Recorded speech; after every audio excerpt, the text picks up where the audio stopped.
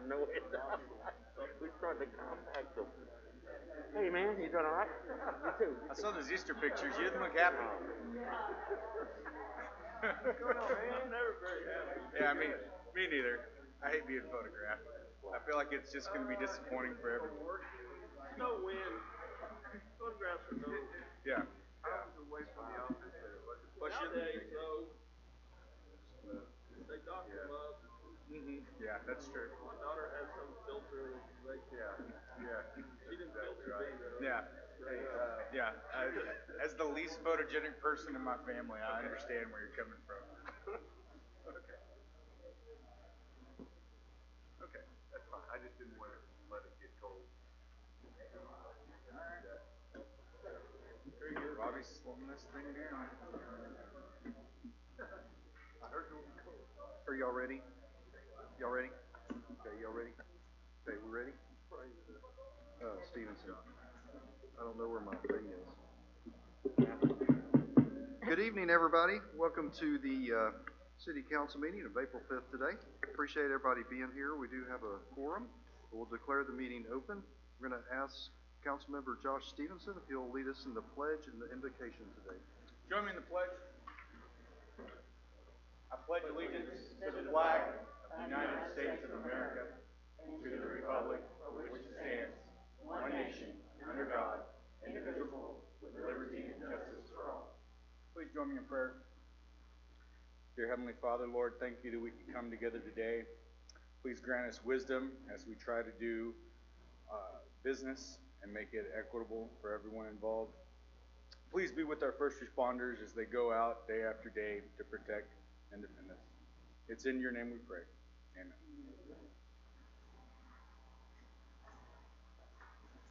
Okay, Council, we have the minutes of the regular City Council meeting of March 15th to approve this evening. Did everybody get a chance to look those over?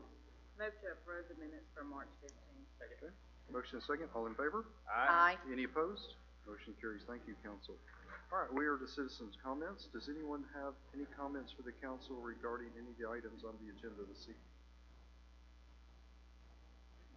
Okay, if not, we'll go ahead and talk about the consent agenda. These items are considered to be routine and will be enacted in one motion without discussion unless a council member or citizen requests a specific item be discussed and voted on separately. The consent agenda includes items F3, F4, F5, F6, F7, F8, F9, F10, and F11. Would anybody like any of these separated for any reason? F3, please. F3? Okay. Okay, Council, note F3 is removed from the consent agenda and will be reviewed separately. I move to approve all items on consent other than F3. Okay. Motion second for all items except F3. All in favor? All right. Any opposed? Motion carries. Okay. F3. I guess, Linda, will you go ahead and read F3? Final plat approval of Morris Addition, a replat of the west 104 foot of lots 21 through 24, block 7 of the W.P. Carter's Addition, being 0.239 acres in the J.D. McInerney Survey, abstract number 763. Also being the west 104 foot of lots 21 through 24, block 7 of W.P. Carter's Addition, M&G Home Builders, LLC owner, Martin Covarrubias, representative, and Helvey Wagner Surveying, Incorporated Surveyor. 1103 and 1105 North Broughton Street. Okay, thank you, Linda. Okay. Yes, Mr. Mayor, I have a concern about not just the Mora addition, but other additions that are being put on Broughton Street. And so I'm going to let you answer the question maybe first, and then I'll move on from there. Yeah, this property is proposed to be replatted to 2 lots. At this corner, the lot sizing as it is actually relatively okay for the way it looks. The challenge with this lot is that there's an easement that goes through it, and there's a creekway that goes through it. So the applicant applied for the plat of this, the replat of this. He is also going through the process of getting variances and exceptions for his lot because it's a difficult lot to build on. Currently, the exceptions that are going through P&Z right now are a 15-foot front setback that would front, there would be 2 lots that would front on Broughton. When you say it's relatively okay, explain. If there wasn't a large easement through the property and a creek and a floodway, then it would develop normally under normal conditions with proper setbacks. And it wouldn't have to have. Probably wouldn't require those exceptions. Mr. Mayor, this is a very narrow lot because of the creek behind it. And what is happening on Broughton Street is because it is the lots are somewhat narrow, they are all putting their parking in front. And several of the duplexes that are put on the Broughton Street have nothing but concrete parking in the front. There is no green space. The individuals who are parking there are having to back out onto the Broughton Street, which is becoming more and more of a major thoroughfare, and it ends up blocking our first responders. And I have a concern that this is another lot that is not deep enough, and I'm probably not using the right terminology, deep enough that they can have parking in the rear.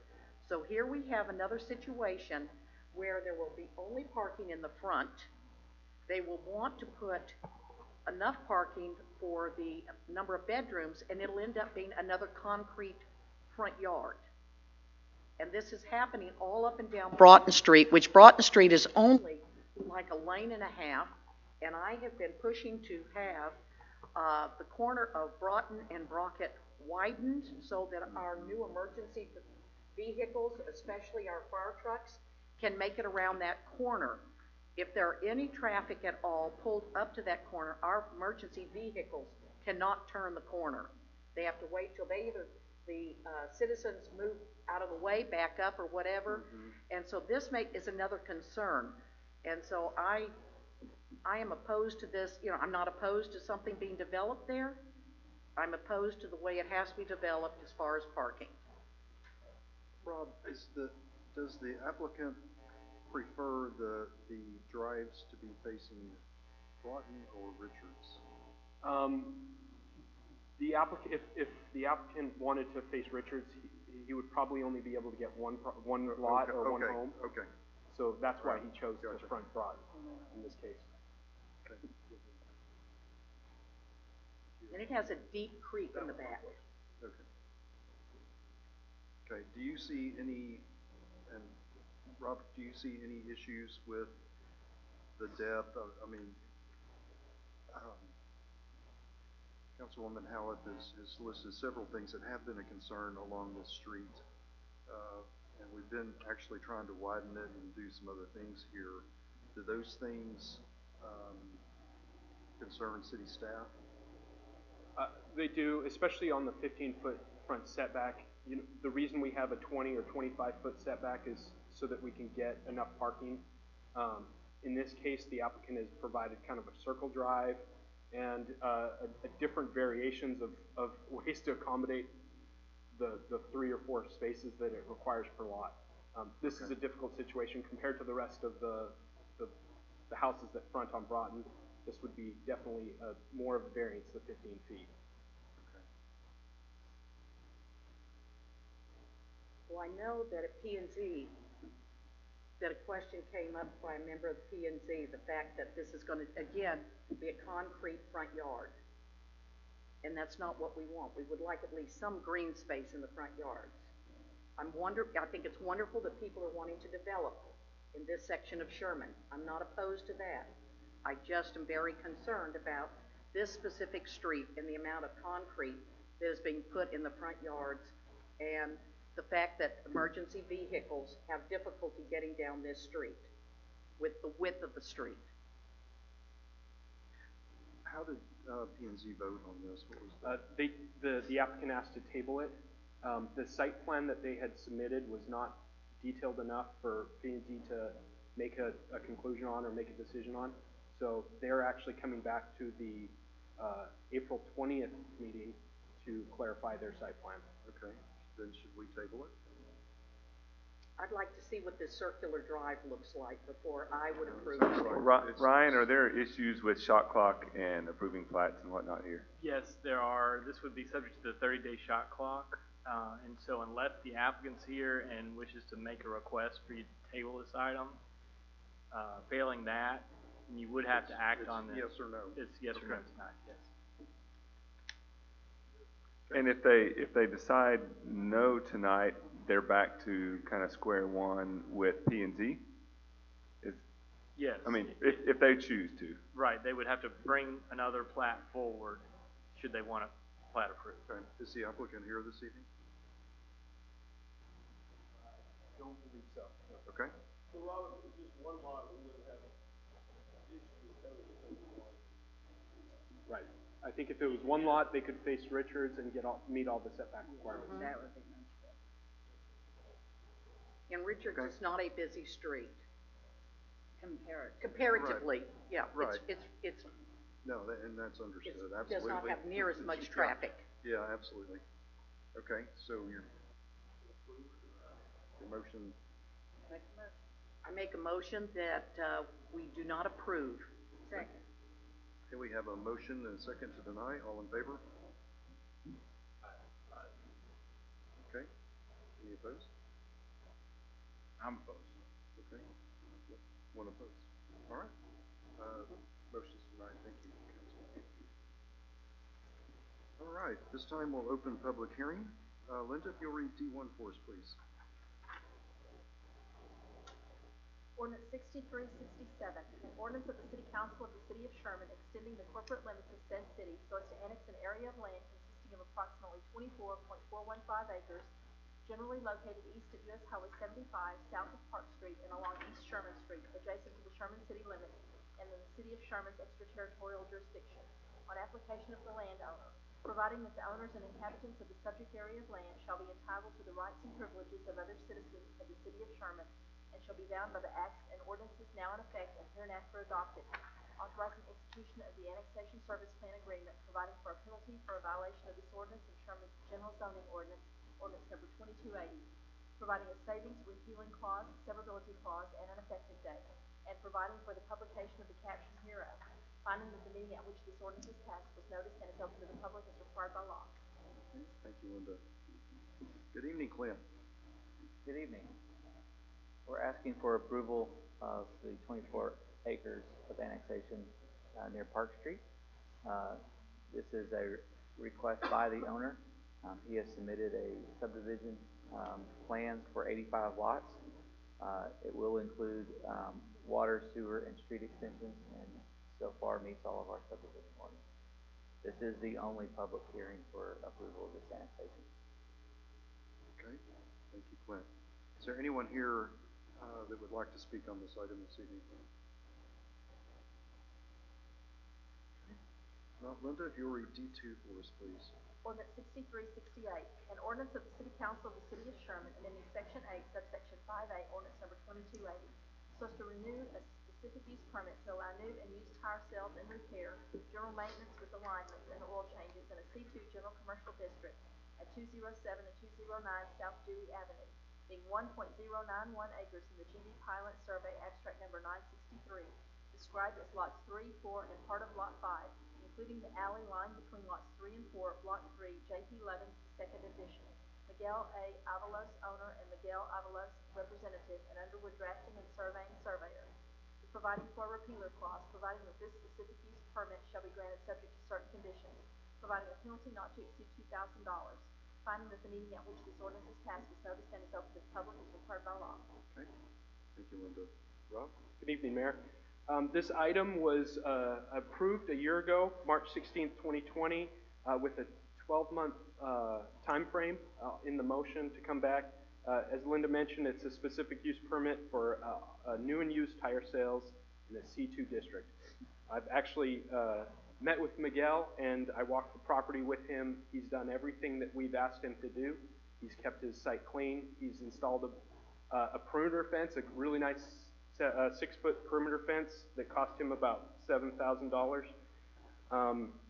We only received one letter of complaint about noise, and at the last P&Z meeting, 2 citizens spoke in support of Miguel and his business and said and had very good things to say. We don't often hear good things from citizens' comments in P&Z meetings. It's usually complaints, so it was really nice or refreshing.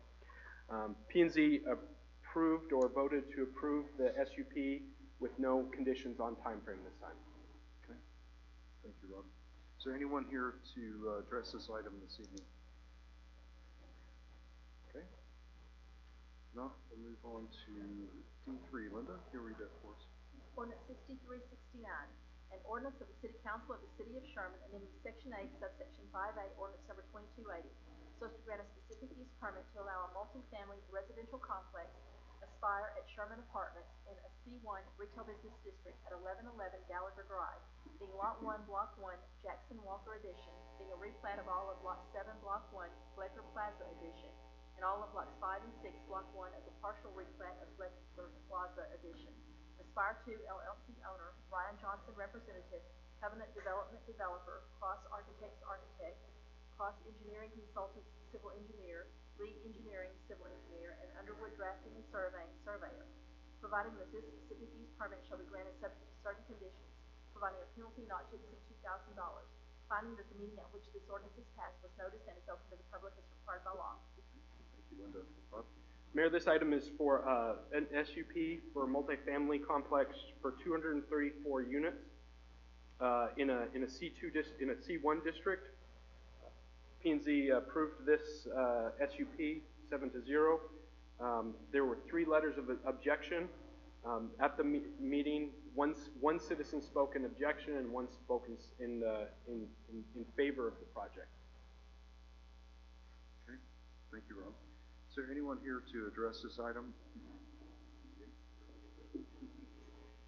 Good evening, Mayor, City Council. Ryan Johnson with Covenant Development, 5523 West Houston Street. As Rob mentioned, this is a 234-unit market rate multifamily project. We've been working with the city for almost a year now on this project. As you may be aware, the demolition and remediation of the old hospital is now complete, making way for this project there. And the property, as you know, is a blotted area for criminal mischief. There, we're happy to say that this is gone. This will be productive use now with this multifamily project. We have done a traffic impact analysis with Lee Engineering, and safe to say that we're actually going to be generating fewer trips than the previous use by 938 fewer trips per day than what's currently planned versus the old use. So it shouldn't have any negative impact on traffic either in this area. So we'll glad to answer any questions if you have any. Okay. Thank you, Ron. Is there anyone else to address this item this evening? All right. Linda, if you'll read D4 for us, please. Ordinance 6370, an ordinance of the City Council of the City of Sherman, amending Section 8, subsection 5A, ordinance number 2280, so as to grant a specific use permit to allow an athletic field, outdoor commercial amusement in an R1, one-family residential district, College Park Overlay District, at 1360 East Lewis Street, being lots 1 through 3, Block 4, Luckett Park Edition, and lots 4 through 6, Block 4, Mildred Heights Edition. The Boys and Girls Club of Sherman Incorporated owner, Todd Young, Young Enterprises representative, and Helby Wagner Surveying Incorporated surveyor. Providing that this specific use permit shall be granted subject to certain conditions, providing a penalty not to exceed $2,000. Finding that the meeting at which this ordinance is passed was noticed and is open to the public as required by law. Okay. Thank you, Linda. Rob? This item's for a specific use permit, an SUP for an athletic field in an R1 district. This is for the Boys and Girls Club. They would like to build a 7-on-7 football field with some soccer games. At the March 16th meeting, the City Council, they abandoned the alley that separated this property, so that whole site would be included in this. P&Z approved the SUP 7-0. Okay. Great. All right. Is there anyone here to speak about this item this evening? All right. If not, Linda, if you'll read D5 for us, please. Ordinance 6371, an ordinance of the City Council of the City of Sherman, amending Section 8, subsection 5A, ordinance number 2280, repealing ordinance number 6358, and granting a specific use permit to allow 72 patio homes in an R1 one-family residential district on property located in the 2100 block of West Moore Street. Lots 1 through 19, Block A, lots 1 through 9, Block B, lots 1 through 22, Block F, and lots 1 through 22, Block G, of the proposed The Grove Addition, SSCGC Holdings LLC owner, Grove Addition Development JV applicant, Civil Point Engineers, civil engineer, and Underwood Drafting and Surveying surveyor, providing that this specific use permit shall be granted subject to certain conditions, providing a penalty not to exceed $2,000, providing a repealing clause, savings clause, severability clause, and an effective date. Finding that the meeting at which this ordinance is passed was noticed and is open to the public as required by law. Okay, thank you, Linda. Rob? Yeah, this item is to amend an SUP that was approved by council on February 1st to allow 48 patio homes. The developer has increased that to 72 patio homes and has provided over 14 acres to dedicate to the city for their open space requirement. P&Z approved the item 7-0. Okay. Thank you, Rob. Is there anyone here to address this item this evening? Okay. Well, Linda, if you'll read D6 for us, please. Ordinance 6372, an ordinance of the City Council of the City of Sherman amending Section 8, subsection 5A, ordinance number 2280, so as to grant a specific use permit to allow patio homes in an R1 one-family residential district on property located in the 4,000 to 4,300 blocks of Hummingbird Drive and the 700 block of Swan Ridge Drive, being lots 14 through 38, block 11, lots 1 through 14, block 12, lots 6 through 10, and 16 through 23, block 13, of the proposed The Preserve Addition, Phase 3. Westar Home Builders owner, Ron Westervelt, representative, and Underwood Drafting Surveying surveyor, providing that this specific use permit shall be granted subject to certain conditions, providing a penalty not to exceed $2,000, providing a repealing savings clause, severability clause, and effective date. Finding that the meeting at which this ordinance is passed was noticed and is open to the public as required by law. Thank you. Thank you, Linda. Rob? Linda, is this item D6? Yes. Yes. Yes, Okay. D6. I just want to check I don't think the map is the same on there on the screen, so I want to just double check that. Okay. All right, thank you. I was doing the same.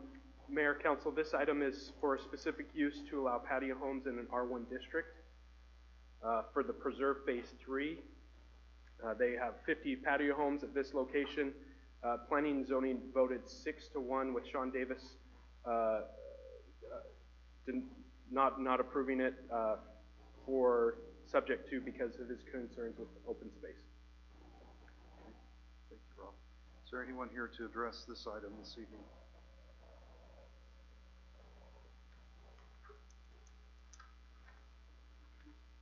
You'll state your name and address for the record, please. Ron Westervelt, 1716 Davy Lane, Denison, Texas, 75020. Okay. So originally we came to the PZ with 57, and we backed out, and there was an easement that we felt like would qualify, but now we pulled off, and now we're at 50. So,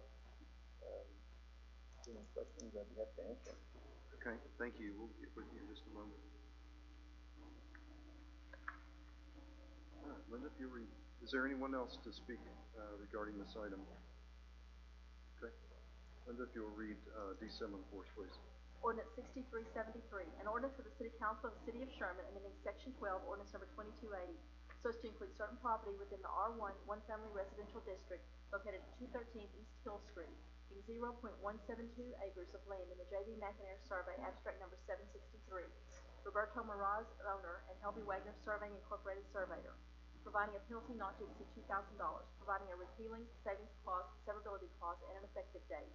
Finding that the meeting at which this ordinance is passed was noticed and is open to the public as required by law. Okay. Thank you, Linda. Rob? Yeah, this item is for a zone change from C2 to R1 so the property owner can build a home on this site. Planning and Zoning approved the item 7-0. Okay. Thank you. Is there anyone here to address this item this evening? Okay. Well, Linda, if you'll read D8 for us, please. Ordinance 6374, an ordinance of the City Council of the City of Sherman amending Section 12, ordinance number 2280, so as to include certain property within the R2 multifamily residential district located at 4601 North Travis Street, being 21.799 acres more or less in the John Hennings Survey, abstract number 647, BMT Global LLC owner, Howard Aiken Jr., prospective buyer, Humphreys and Partners Architects, LP Architects, and Helvey Wagner Surveying Incorporated Surveyor, providing a penalty not to exceed $2,000, providing a repealing savings clause, severability clause, and an effective date, finding that the meeting at which this ordinance is passed was noticed and is open to the public as required by law. Okay. Thank you, Linda. Rob? This item's for zone change from R1 district to an R2 district to allow them to build, the developer to build 260 units at this location. P&Z approved the measure, the item 7-0. Okay. Thank you, Rob. Is there anyone here to address this item this evening? Okay. If not, we'll close public hearing and consider the adoption of the ordinances. Council? Questions, comments? I will start with D3. Okay. These apartment complexes are open to anyone, correct?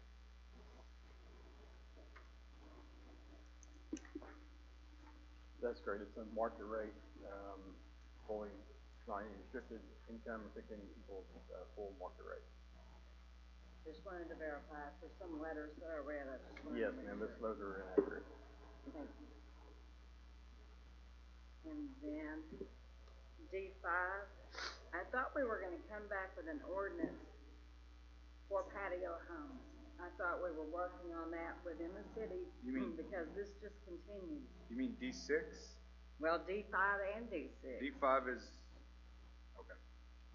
I'd like to kind of revisit that as well. I mean, We keep your saying it. standpoint, I think you're spending a lot of time, Mm-hmm. Yeah, a lot of effort on patio homes. It seems like that's what the market is varying, and I think it would make sense for us to adjust our. So Rob, I kind of threw that softball up. Yeah, so we're in the process of updating the patio home ordinance. We've met with our P&Z subcommittee in March. The winter storm was scheduled originally for that, and COVID kind of pushed it back a little bit. But we have a recommendation going to P&Z for discussion at the 20th, the meeting on the 20th. Of April. Of April, yep. Which we also plan to come to council with a draft ordinance from that meeting for the third week in May. And just for clarification, patio homes is anything less than a 60-foot lot is a patio home? A patio home can be minimum 40-foot wide lot. That's the requirement. So less than 60 and more than 40? It can be anything larger than 40. There's no maximum currently in our ordinance. Okay. But if it was 60, they wouldn't need a. If it was 60, then they would be able to fit within an R1 or an SF1 district, our typical residential zoning, single family. Okay. So on ordinance 6371 and ordinance 6372, what are the lot sizes for those? For 6371, the lot sizes for the patio homes are 50-foot lots. The developer is intending to build patio homes on those properties. At 50 foot for each one? For the 50-foot lots, yes. For ordinance 6372, the lots will be 60-foot lots. Now, am I misunderstanding? If it were 60 foot, it wouldn't be patio home. Is that not what you just said? That's what I'm wondering about. Okay. Yeah, so the developer and they're here, so they probably could answer this question as well. They're looking for, from P&Z meeting, they're looking for exceptions for setbacks to be able to allow their builder to develop on that land. So it's a setback exception and not necessarily a. Yeah, gotcha. Okay. So that's what this new ordinance is gonna address. Right. Lot size as well as setback. That's correct. Okay, on the ordinance 6371, where would the driveways be for these? The driveways for this development will be front facing. They'll be just a typical, just a typical neighborhood. On Moore Street? They won't be fronting Moore. No, Okay, it's that within was- the development. And Yeah. I wanted to make sure. Yep. it's There's not no Moore Street. there's no homes fronting Moore Street from that. Yep. Just wanted to make sure. So right away there, I just have a little clarification, I guess I missed this on 63, 68. Look back at the minutes, and my understanding, they state they plan to maintain a clean facility and have screening to the current fence. And then we reference, the C2 General Commercial District, the fence ordinance, the sign ordinance, and the commercial tree and landscape ordinance shall apply. So, I guess just a general question, there's not any requirement that they screen the existing fence that's there that's facing the street? Yeah, that was my understanding of what was gonna be screened, and I haven't seen, I haven't been on the property, I haven't seen the fence that you're referencing between the residential, but is that not a requirement to screen the actual, so that the tires, the used cars, all the things that are back there, the trailers aren't visible from the street? Well, currently they've kept all of their storage out of sight. It's not true. No, Is I that was not gonna true? say, I agree. I went by this I've morning, seen and there's trailers and cars. Yeah. Food vendor trailer and stuff Yeah. back behind the chain link. Right. Now granted, I'm not trying to be, it does look better than it did previous, but it's my understanding that the chain link fence would be screened. Would be screened as well. Screening, so that you couldn't see the cars and tires and things that are in the back. Right. So that's not a requirement, I mean, that's a general question. I can check back and see what that was. If that's what it said, we can definitely go back to the owner and see if he would do that. But I think there's really two questions here, at least two questions. One is there a current requirement absent something in a staff review letter that would require just businesses in general to screen for things like that? And then secondly is, what was part of the discussion a year ago? And I did look back at the minutes a year ago, and it did mention screening, but specifically it was to screen the business next to the residential property. It's what was in the minutes. Now, I didn't go back to... No, I agree, and I think that falls on us, specifically because we dictate exactly what's there. Gotcha. My thought was that was, I didn't even realize that we were talking about The rear. fence in the rear and back behind there. Gotcha. So my questions then are, if it wasn't specified then, are they able to put that in this current SUP that they screen the front now, not just even though it was something different at P&Z? Yeah, you're able to add a motion like that because it's an SUP. I'm not necessarily to that point.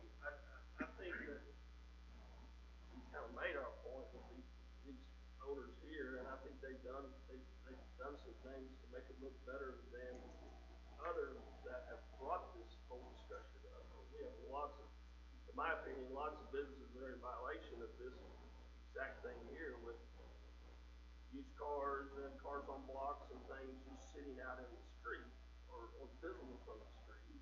And I don't know that we need to punish this guy. I read the minutes, and that was your point exactly the first time. I mean, let's not punish this guy. And he has done some things. If he did what he thought we were asking of him, then I don't have a problem with that. I just think going forward, I would just like, and not necessarily that, but a little clarity on that, is that I know when we have, I think it's ABC Supply there on Travis, I know that they have had to add some screening to their chain link fence, so you couldn't see the material that's stored there. And I just think that we need to be consistent in what we're doing. Yeah, and no outdoor storage can be visible from the street. That's one thing that's in our ordinance, so we can definitely enforce that. Yeah, and I don't think they were storing anything outside the fence at all. It was inside the fence, but it was still definitely visible. Yeah. And the visibility is probably the definition that we need to go by. Yes. And was it stored, or was this during the day?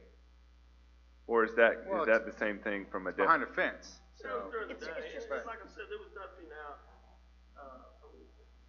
yeah. We've had issues with people rolling these big tire racks out into the street. And still have it. And I think that's been solved as well. And again, I applaud them for the right to operate a business there, and they're doing it within what they thought was, the requirement, and so I just bring that up more just to. I think in that area, because I drive by there quite often, that he's done a very nice job of keeping it picked up and looking neat.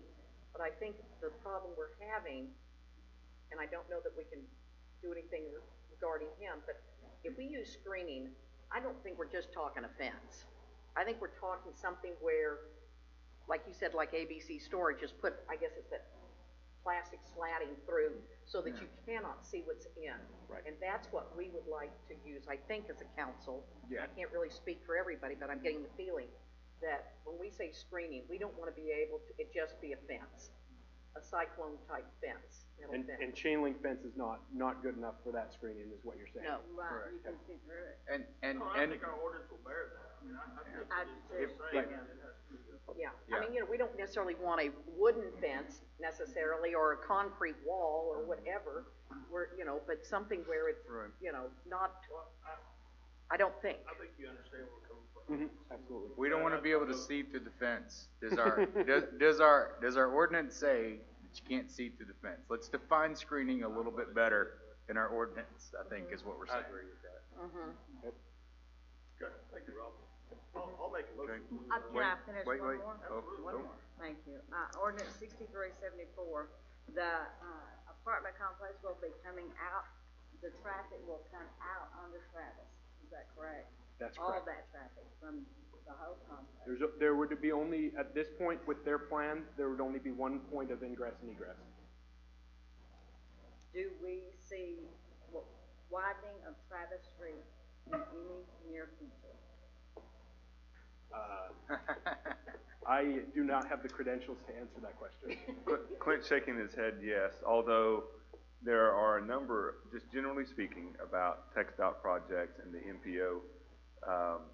There's a list of projects for the next 30 years. Is it on the list? Yes. Yes. Is it at the top of the list? Absolutely not. I'm sure we could pay. It's not funded. Yeah. It's in someone's thoughts. It's on paper, but it's going to be years. I mean, absent something else changing. Okay.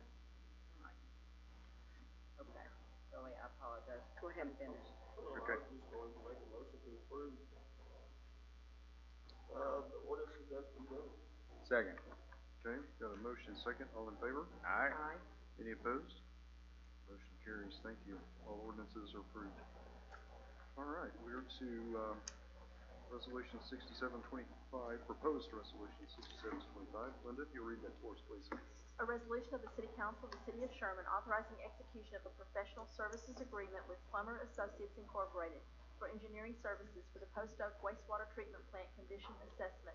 Finding that the meeting at which this resolution is passed was noticed and is open to the public as required by law. Okay. Thank you, Linda. Tom? Good evening, council. You might wait and let, Yeah. Let all the happy people leave. yes, let the investors in our community leave. My stuff's important too. That's right. Yes, absolutely. Absolutely. Okay, I think we got it, Tom. Go ahead. Good evening, council. Good evening, Mayor. With council approval of this resolution, the engineering department will proceed to enter contract with Plummer and Associates with the purpose of performing a condition assessment at the wastewater treatment plant. Focus will be on the anaerobic digesters, lagoon liners, trickling filters, primary clarifier number 3, electrical systems to each bar screens, and the equalization blower building and blowers.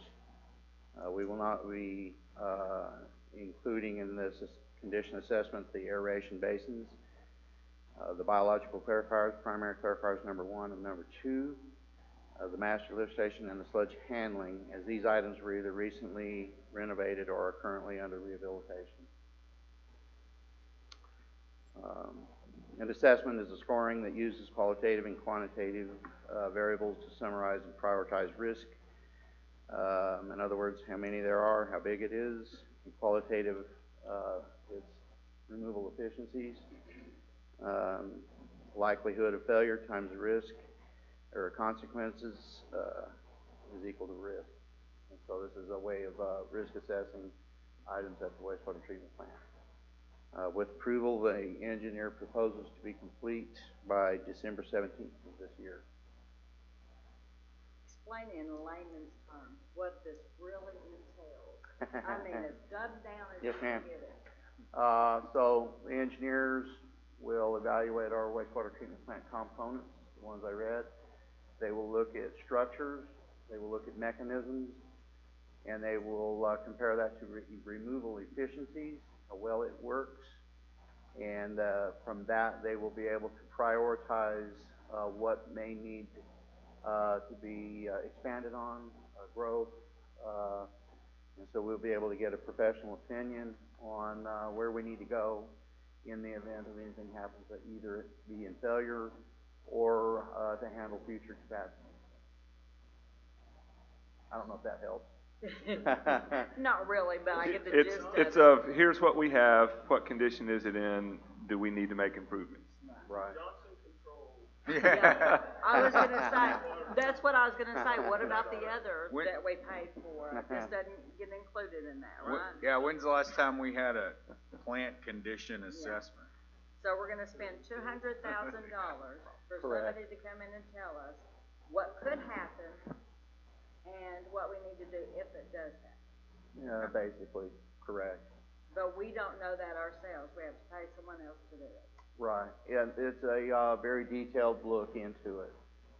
Like I say, they look at the structure, they take in consideration a lot of it has been out there for a long time.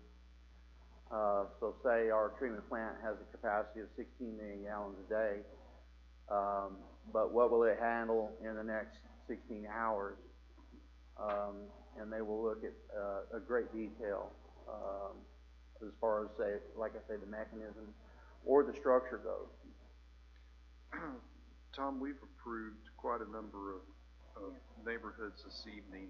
Do they take those things into account as far as capacity, future capacity of things that are already approved?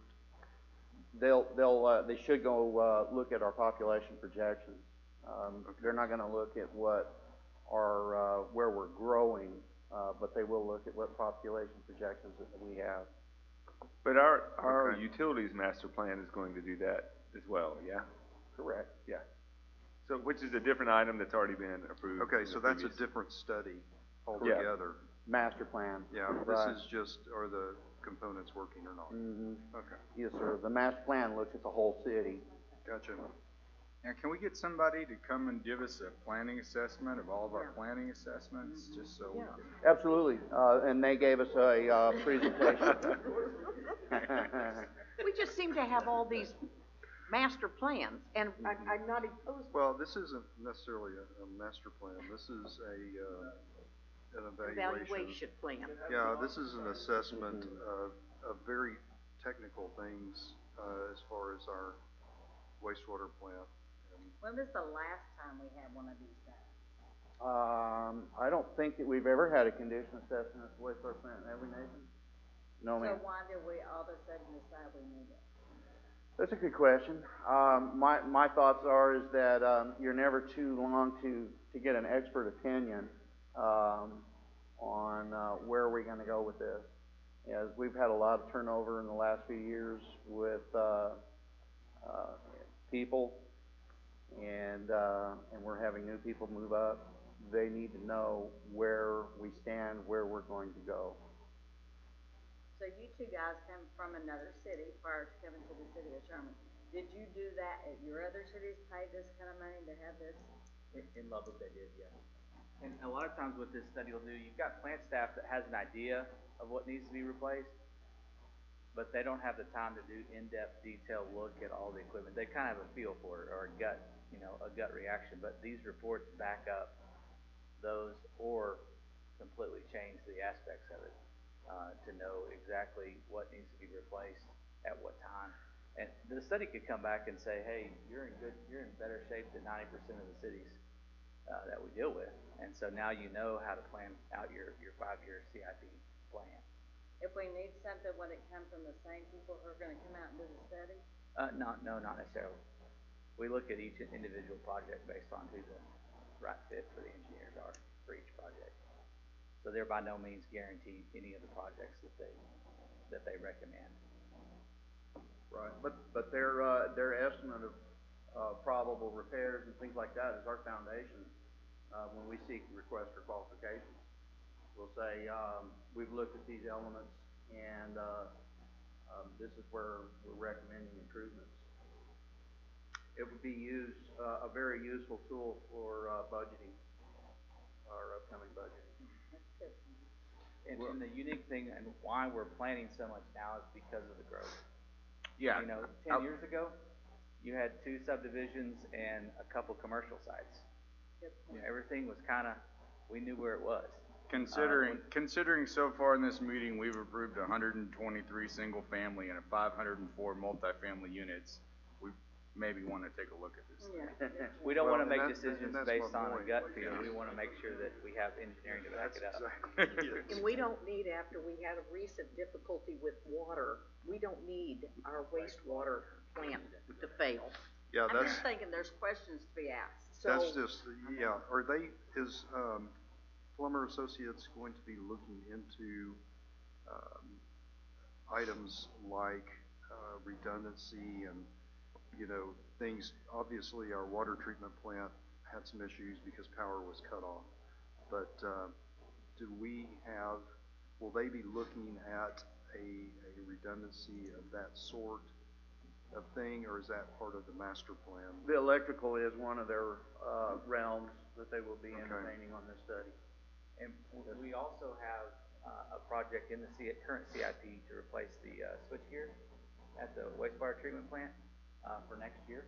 And so we've engaged the engineers who, kind of the experts on our electrical out there, to put together a proposal to look at redundant power and how to fix that alongside with a current project that we were already planning for. So we've kind of told everybody what buckets they're operating out of to make sure we're not doing any redundant work. But this engineering project isn't specifically to engineer power redundancy there. That will be coming next meeting? Yes? Yes. Yeah. The study of Okay, it. and that's, Yeah. Oh, and that's more master planning. It's a very correct? complex system. Yes. okay. Okay. So with this project, we'll be able to get usage history and be able to probably will we ever be able to bring this in-house and be able to do it off of doing this type of research? Will we be able to do it here after we see what the problems are and be able to evaluate it? Like a maintenance Yes, like a maintenance schedule, program. a maintenance schedule. It's possible. The advantage on bringing someone that's outside is they've seen how a whole bunch of different plants operate and what problems those plants have. Most of our staff, the good thing about our staff is most of them have been in Sherman for 20 plus years. That's really good as far as knowing our plant. The flip side is they hadn't seen what not to do on other plants or some better efficiencies in other locations. So you pay for it, but it's good to have an expert that's seen a lot of different places that can come in with some fresh ideas.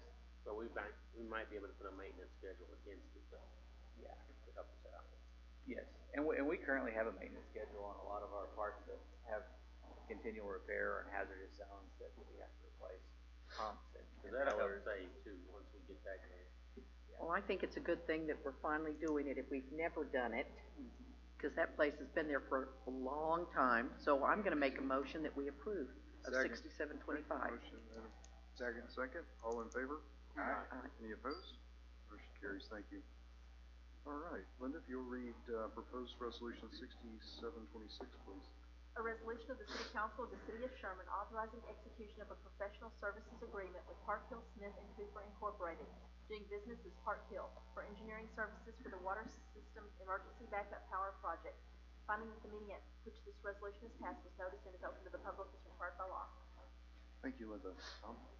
Thank you again. The approval of this agenda item will authorize execution of contract documents to initiate service for the water treatment plant emergency backup generator. This project is in direct response to the February power outage. The proposed design services will include backup power source for both the water treatment plant and also the Lake Texoma pump station, pumps. And with your approval, the contract would hopefully be completed by December 31st this year. Good. I want to know if we found out the cause of the problem first of why the electricity was turned off to the water plant. So I don't see that if we get to the problem, we know it's gonna be taken care of. We have dual feeds out there. I don't understand why we would spend the money. For what? To put backup power. Backup power? It's my understanding that both power sources were down, both the GCEC and the Encore Power, both sources were down. Yeah, that's the state cut them off during the roll That's flight. my We're getting to understanding, that so- solution because well- we're going Yeah, through, but you could have a storm, you could have a disaster, you could have anything. that would knock out both feeds Yes. again. You think Yes. that? Yes. Yeah. Yeah, we As need to ERCOT be, becomes more unreliable, then to, that's gonna to be me, a we need to reality. have at crucial, all the crucial sites that we have, and those would be two of the most crucial, pump station being the third. We've got to have, as two, 6 weeks ago showed us, however long ago that was, we've got to be able to rely on this backup power and not rely on ERCOT or Encore or whoever. I'm not talking about for daily power, but just in the bad event, we've got to have a backup system, because the damage of not is millions or tens of millions of dollars for our plants, so we can't not have a backup solution, in my opinion. I would think though, that getting this professional services agreement to tell us what we need for that, I would think that our own people know what it takes for the electricity and the backup That's system. not, no, we It's- don't have that expertise in It's house. very complicated. I mean, this plant uses, I think in a day, more power than it would take to power 1,400 homes. I mean, these are huge numbers here. I mean, they really And are. I understand that, but I'm thinking TI never lost power. Never lost power. And they have a generator, pardon me? Sure, they have backup power. They didn't have to use their backup power. And if we get a generator, you've got, they didn't. Well, engineers always size your backup power. And I'm just saying that with a generator, we're gonna have to run that and maintenance on it and the cost on that for something that could happen. That's good. I'm just I saying. agree with what you're saying, but after talking to all the people I talked to, after we didn't have any water, I think the citizens I talked to would be willing to pay just about anything to make sure that doesn't happen. Yeah, we had a lot of citizens that have medical devices in their homes. Oh, and I understand that. I And know elderly several. citizens that were without power for extended times, and it seemed to have hurt our most sensitive neighborhoods the most, and that's one reason I think, the council ought to go ahead, even though, this is only for professional services. We need to get it designed, and let's see, of course, we have to, put it out for bid and that sort of thing Right. as well, so. I think we owe it to the citizens to certainly move forward with this. Yeah, so there will be another, in the future, few months, there will be another agenda item for the actual construction and implementation and testing and all that for the actual project. And I'm certainly not saying that I'm against all that. I definitely don't wanna go through that again, but I'm just saying, I would think that our own people would know what it would take. Yeah, to tie these onto the grid to, Encore and get green tag through, all the licensing bureaus, you have to have them engineered. Okay. I mean, this step That's is what I'm required getting by, at. by the power companies and the state, yes. We feel that, that this is probably the most efficient method of having this alternate source of power. One of the things that we considered was we were not gonna have emergency backup power at all our well sites. At all the well sites, that would be extremely expensive, having a generator at each of those sites.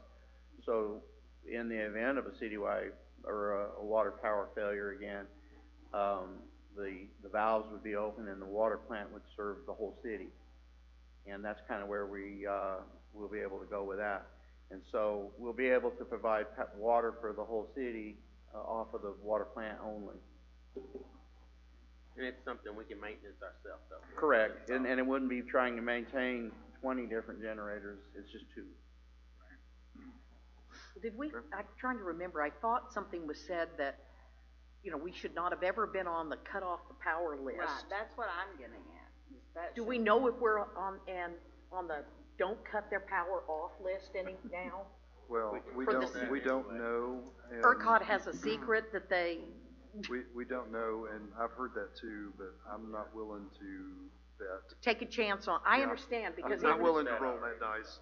Yeah, we're looking at all manner of power coming into the plants, where it's coming from on both substations, how the dual feeds get switched Yeah, I over, get what and implementing switchgear even on what we have. So this isn't just a piecemeal look, we're looking fully at all of the electrical, juice coming into the plant, and through them coming up with a plan of, okay, here's how we're gonna manage it. We got a primary feed, that's the most reliable feed that Encore can give us. We got a secondary feed that should kick on automatically once this is all done.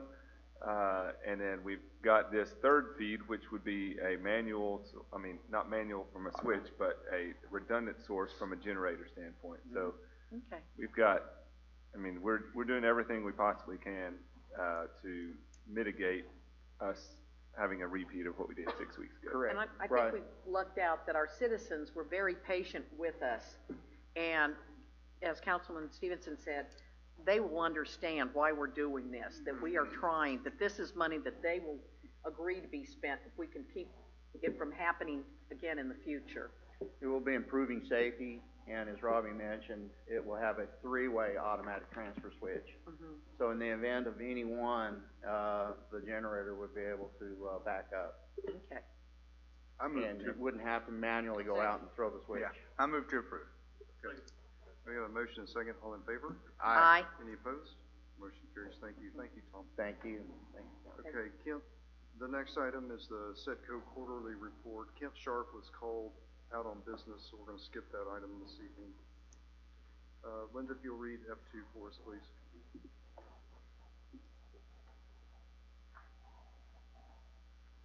You said F2, Mayor? F2. Final plat approval of Lloyd Plyler addition being 19.950 acres in the Samuel M. McLaughlin survey, abstract number 811. Lloyd Plyler Construction LLC owner and Underwood Drafting and Surveying surveyor. 2,300 to 2,600 blocks of Greystone Road and the 3,200 to 3,500 blocks of North Briscoe Road.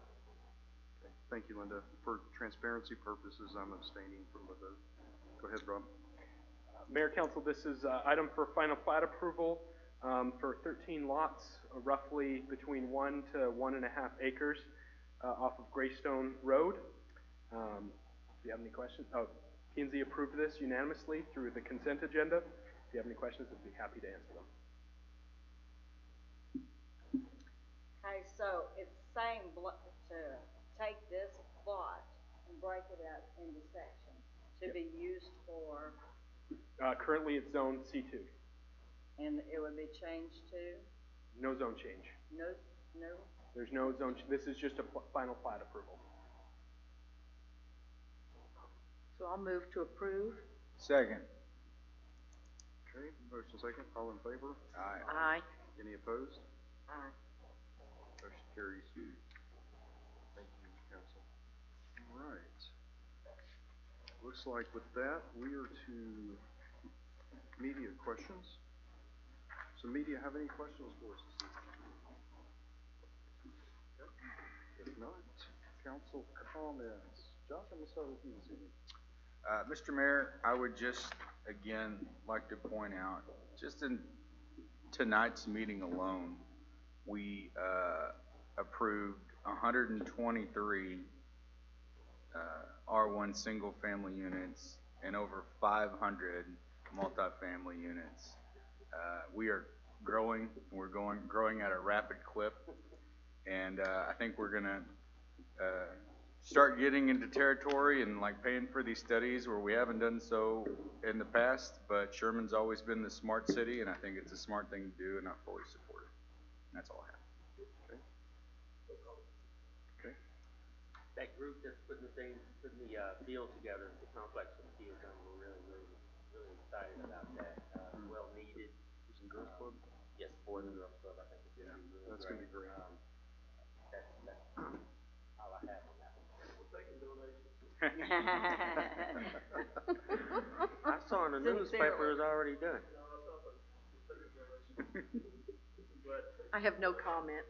No comment. Okay. So just a few announcements. Don't forget, the farmer's market will open for the season Saturday, April 10th of this year. So come out. It's at the corner of, what's that, Houston and Crockett? Yeah, 9 a.m. Y'all come out and each Saturday. See that? Mark your calendars, April 24th. Downtown Sherman now will be hosting a huge sidewalk sale around the courthouse. More than 25 businesses will be participating. So come out and see that. It'll begin at 9 a.m. And finally, be sure and get your tickets for Craft the Night Away on Saturday, June 19th. This item is one of our Sherman's largest gatherings of the year. It's a great way to support our growing historic central business district. And new this year, they'll be hosting a fiddling contest. That's going to be cool to watch. So put that on the calendar, Saturday, June 19th. With that, I'll take a motion to adjourn. Motion. Okay, get a second? Second. All right, we are adjourned. I thought we were going into executive. All right, hey, I'm not